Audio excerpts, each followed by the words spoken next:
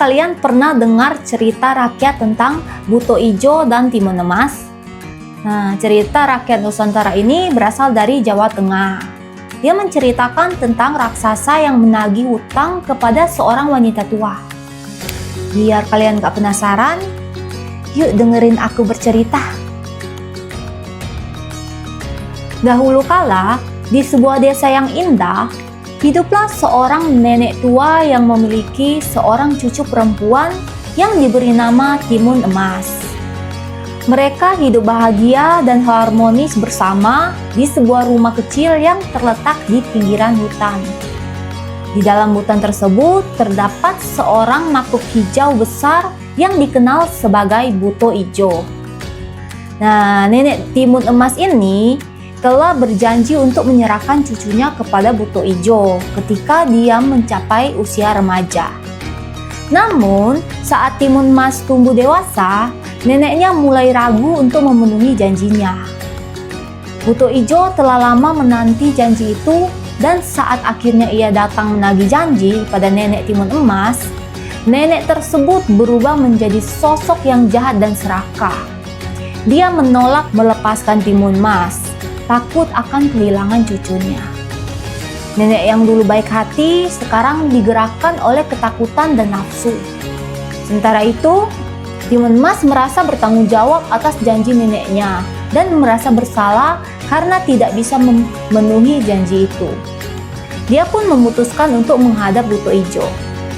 Timun Emas berbicara dengan tulus dan penuh kebaikan hati kepada Buto Ijo. Dia menjelaskan betapa sulitnya bagi neneknya untuk melepaskannya. Tapi dia juga sadar akan pentingnya memenuhi janji.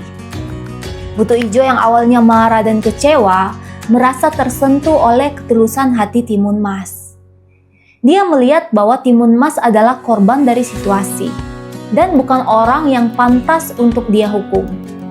Akhirnya, Buto Ijo pun setuju untuk tidak memaksa Timun Emas pergi. Meskipun dia sangat ingin memiliki seorang teman.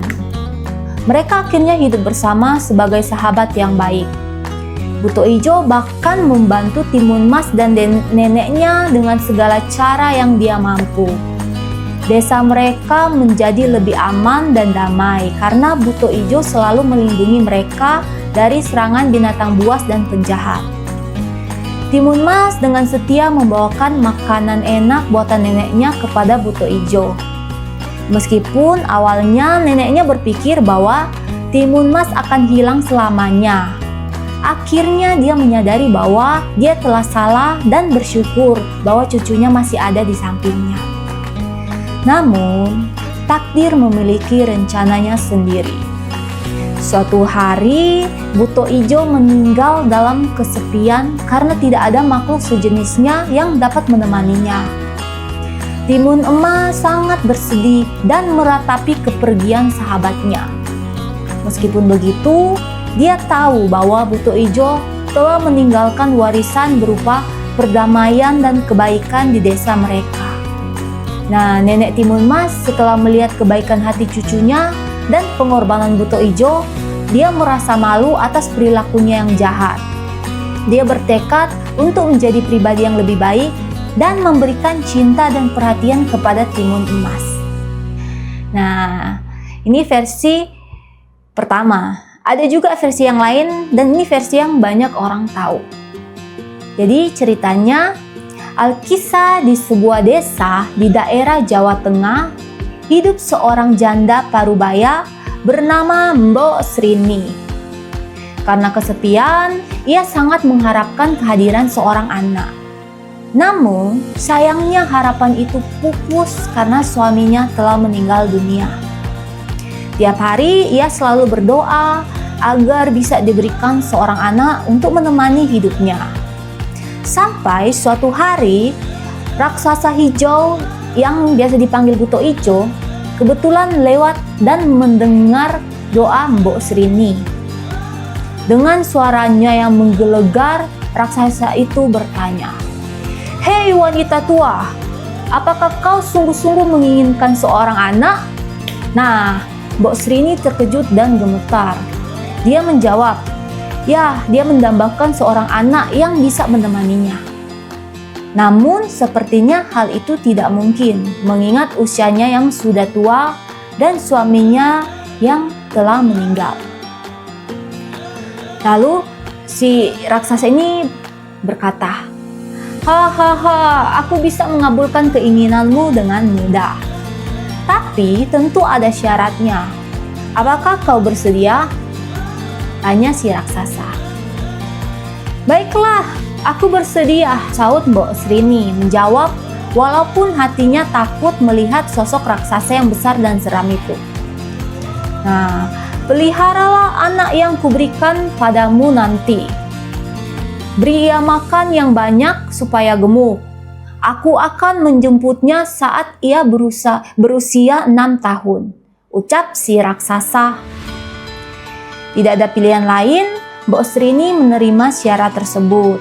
Raksasa itu memberinya segenggam biji mentimun untuk ditanam. Mbok Srini pun mengikuti saran si raksasa untuk menanam biji mentimun yang didapatnya. Biji itu tumbuh dan berbuah dalam waktu singkat.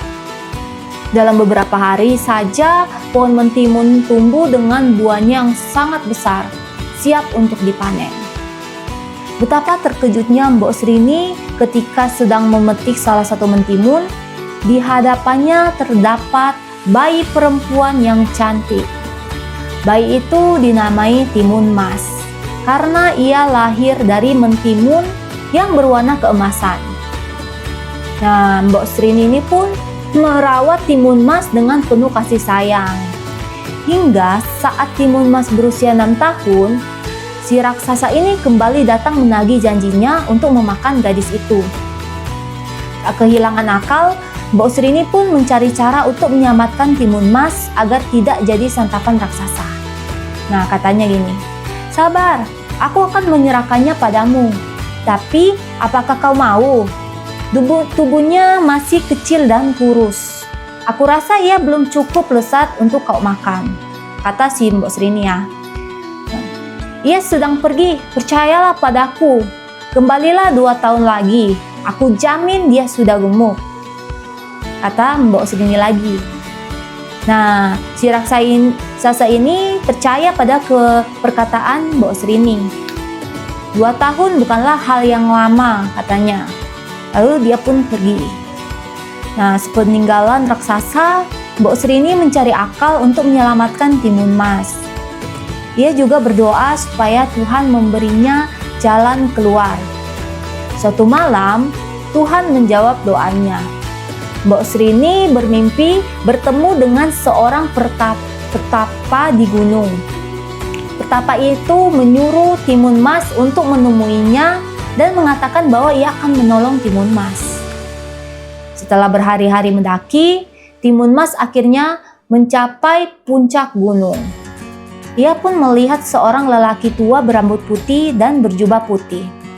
Katanya gini, "Permisi kek, namaku Timun Mas. Ibuku bilang kakek akan membantuku melawan raksasa jahat yang hendak menyantapku," kata Timun Mas. "Oh, kau yang bernama Timun Mas ya? Aku memang mendatangi ibumu lewat mimpi. Cucuku, jika raksasa itu kembali, berlarilah dengan kencang," pesan si petapa itu.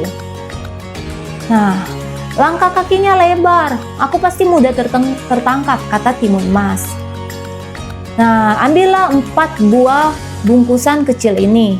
Lemparkan satu persatu ketika kau melarikan diri," jawab petapa itu dengan tegas. Lalu 2 tahun pun berlalu. Saatnya raksasa kembali untuk mengambil Timun Mas. Benar saja, tiba-tiba terdengar langkah kaki dan teriakan menggelegar. "Mbok Srini, mana anakmu? Aku sudah lapar," teriaknya. "Kumohon jangan makan dia," pinta Mbok Srini. "Wah, enak saja, kau sudah berjanji kau tak boleh mengingkarinya," jawab raksasa itu. Dengan terpaksa, Mbok Srini membawa Timun Mas menemui raksasa itu. Timun Mas berbisik padanya, "Jangan khawatir, Bu." Timun Mas segera membuka bungkusan pemberian kakek pertapa itu. bungkusan pertama ternyata berisi biji mentimun. Ia melemparnya ke arah raksasa. Keajaiban pun terjadi. Biji mentimun itu berubah menjadi ladang timun yang buahnya sangat banyak. Langkah raksasa tertahan oleh ladang timun itu. Dengan susah payah, ia harus melewati rintangan dan batang-batang pohon yang meliliti tubuhnya. Namun, ia berhasil meloloskan diri. Ia pun menjadi sangat marah. Kemudian, bungkusan kedua itu berisi jarum. Timun Mas melempar jarum-jarum itu. Nah, jarum-jarum itu berubah menjadi pohon-pohon bambu yang tinggi dan berdaun lebat. Raksasa harus bekerja keras untuk menerobos pohon-pohon bambu itu. Timun Mas lalu membuka bungkusan ketiga. Sambil terus berlari, ia melemparkan isi bungkusan itu, yaitu garam. Nah, lagi-lagi keajaiban terjadi. Garam itu berubah menjadi lautan yang sangat luas. Namun, lautan itu tak menjadi penghalang bagi raksasa. Ia berenang melintasi lautan itu dan berhasil mencapai tepi. Si raksasa ini udah mulai kelelahan. Tapi, mengingat lezatnya daging timun emas, ia kembali menjadi bersemangat. Si timun emas menjadi sangat ketakutan melihat kekuatan si raksasa itu. Bungkusan terakhir ini adalah harapan satu-satunya. Sambil berdoa, timun emas membuka bungkusan keempat. Isinya ternyata adalah terasi. Dan dengan sekuat tenaga, timun emas melemparkan terasi itu ke arah raksasa. Apa yang terjadi? Terasi itu berubah menjadi lautan lumpur yang panas mendidih. Raksasa yang berlari kencang tak dapat menghentikan langkahnya. Ia pun terperosok ke dalam lumpur. Dia berteriak dan meronta. Namun, semakin ia meronta, semakin dalam lumpur itu menghisap tubuhnya. Ia akhirnya tenggelam ke dalam lumpur panas. Nah, timun emas menghentikan langkahnya. Ia lega karena berhasil menyelamatkan diri. Dengan kelelahan, ia berjalan pulang ke rumahnya. Mbok Srini yang terus menangis peninggalan timun emas sangat bahagia melihat kepulangan putrinya. Mereka pun berpelukan dan mengucap syukur pada Tuhan atas pertolongannya.